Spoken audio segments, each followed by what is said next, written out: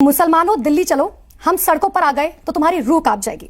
क्या आपको लगता है कि मुसलमान ऐसी ताकत दिखाएंगे, उनके अंदर इतनी ताकत आ गई कि वो इस तरीके की धमकी दे रहे हैं? 20% हैं, उनके विदेशों में भी बहुत लंबे लंबे नेटवर्क हैं, तो ये उनके लिए कहना जायज है, क्योंकि वो कानून को हाथ लेने में बहुत सामर्थ्यवान है और वो कानून तोड़ने में भी बहुत सामर्थ्यवान है, इसमें कोई संदेह नहीं है। और उन्होंने जो हमने सुना है कि उन्होंने स्टेटमेंट दिया है कि हम जो है कानून के दायरे में जाएंगे, जब कानून के दायरे में नहीं मानेंगे तो कानून तोड़ेंगे। निश्चित रूप से उनके हाव भाव बहुत बड़े हुए हैं।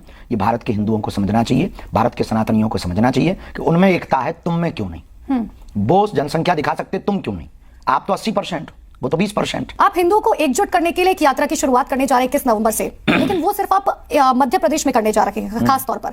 क्या हिंदुओं को एकजुट करने के लिए देश के कोने कोने में जाने की जरूरत नहीं, या आप अपने कंफर्ट जोन के हिसाब से आपने सिर्फ मध्य प्रदेश को चुना है? बिल्कुल भी नहीं, हमने ये प्रथम यात्रा है और ये हमने पूर्ववत ही इसलिए 4 यात्राओं की घोषणा कर रखी है कि पहली यात्रा हम बागेश्वर धाम से राम राजा ओरछा तक करेंगे, और दूसरी यात्रा हम दिल्ली से वृंदावन तक करेंगे, तीसरी यात्रा लखनऊ से अयोध्या तक करेंगे, चौथी यात्रा बेलूर से तिरुपति बालाजी तक करेंगे। फिर अलग अलग प्रदेशों में वाहनों के द्वारा जगह जगह जाएंगे और वाहन यात्रा करके, रथ यात्रा करके भारत के हिंदुओं को जगाएंगे। मतलब आने वाले समय में मध्य प्रदेश के अलावा और भी क्षेत्रों में आप ये कार्यक्रम पूरे करेंगे? देश में, और भी क्षेत्रों में नहीं, पूरे देश में जहां जहां हिंदू रहते हैं उन तक जाएंगे, बिछड़े और पिछड़े हिंदुओं को गले लगाएंगे और हर हाल में हिंदुओं को जगा करके उनका गर्व और उनका मान बताएंगे। लेकिन ये यात्रा की जरूरत क्यों आन पड़ी? अचानक से हर कोई पूछ रहा है धीरेन्द्र शास्त्री को क्या हो गया, क्यों यात्रा की जरूरत आन पड़ी?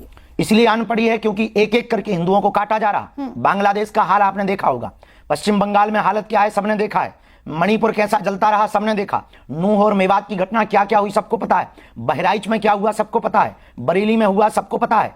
और अभी तीर्थ स्थानों पर एक एक करके टारगेट किए जा रहे हैं, दुर्गा पंडालों में आग लगाई गई, राम की यात्रा में पत्थर फेंके गए, रामचरितमानस को जलाया गया, पालघर में संतों को मारा गया, राजस्थान में छोटे छोटे बच्चों को, आदर्श और हेमराज नाम के बच्चों को काटा गया, चाकू मारी गई। आपने कहा महाकुंभ मेले में मुस्लिमों की एंट्री ना हो, आपने कहा कि मेरे नहीं, हमने ये नहीं कहा है। क्या कह आप ये चलिए हमारे बयान को तोड़ मोड़ करके पेश किया जा रहा है। मेरे अंगने में तुम्हारा क्या काम? हाँ, हमने ये कहा कि मेरे अंगने में तुम्हारा क्या काम है। भैया आंगन हमारा, गैर सनातनियों का प्रवेश क्यों? हमने गैर सनातनियों को कहा, अब वो हिंदुओं में हो, अब वो मुसलमानों में हो या ईसाइयों में हो, जिस भी मजहब से हो, अगर आप सनातन की परंपरा को नहीं जानते, संतों की चरणों की महिमा नहीं जानते, यज्ञ की महिमा नहीं जानते, वेद मंत्रों की महिमा नहीं जानते, शाही स्नान के बारे में आपको पता नहीं, मौनी अमावस्या का महिमा आपको पता नहीं, त्रिवेणी संगम की महिमा का पता नहीं, त्रिवेणी में कितनी नदियां समाहित है ये आपको पता नहीं, तो आप हमारे वहां पे धंधा करने क्यों आएंगे? इसलिए हमने कहा मेरे अंगने में तुम्हारा क्या काम है। और अगर तुम कहो मुसलमानों के लिए तो भैया चलो हम चलते हैं तुम्हारे मक्का मदीना। आपने क्योंकि धंधे का जिक्र किया, क्या आप जानते हैं कि प्रयागराज में हिंदू धर्म के जो ज्यादातर अखाड़े हैं उनका जो निर्माण का काम किया जा रहा है या रंग रोगन का काम किया जा रहा है, न्यूज ने आज एक स्पेशल रिपोर्ट भी दिखाई है उस पर, आप जानते हैं कि वो कौन कर रहा है? हमने ये पता नहीं किया, वो कर भी मुसलमान कर रहे हैं सर।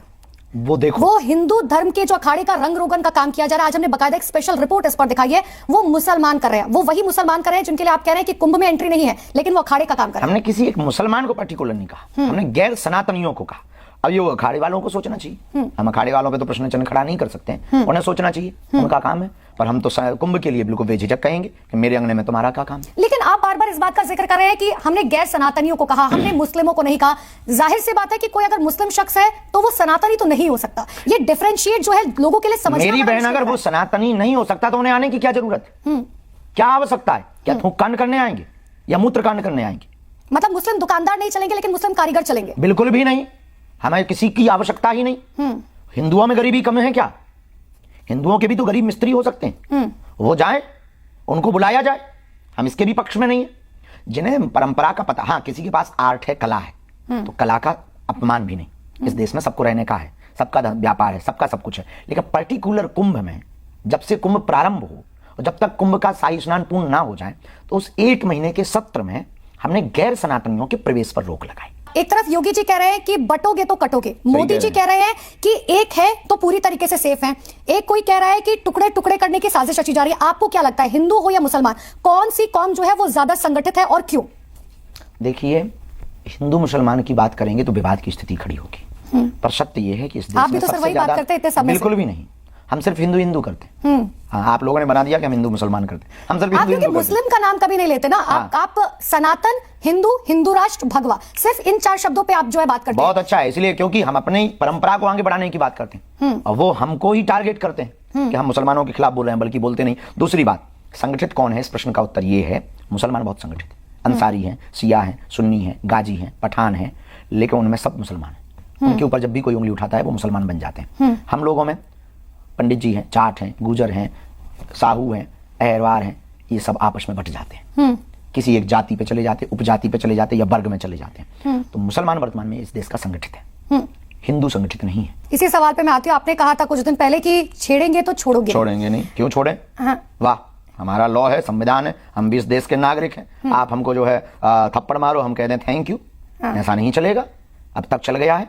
हम अहिंसावादी हैं, इसका मतलब ये थोड़ी कि आप हिंसा करो। हाँ, हम अहिंसावादी हैं, इसका मतलब ये नहीं कि आप हिंसा करो। आप, क्योंकि बहुत बार लोग ये सवाल उठाते हैं कि बाबा मंच से बार बार पाकिस्तान का जिक्र क्यों कर देते हैं, बाबा को पाकिस्तान से इतना प्रेम क्या? कुछ दिन पहले भी आपने कहा कि जो सुख शांति नहीं करने देगा वो सीधा पाकिस्तान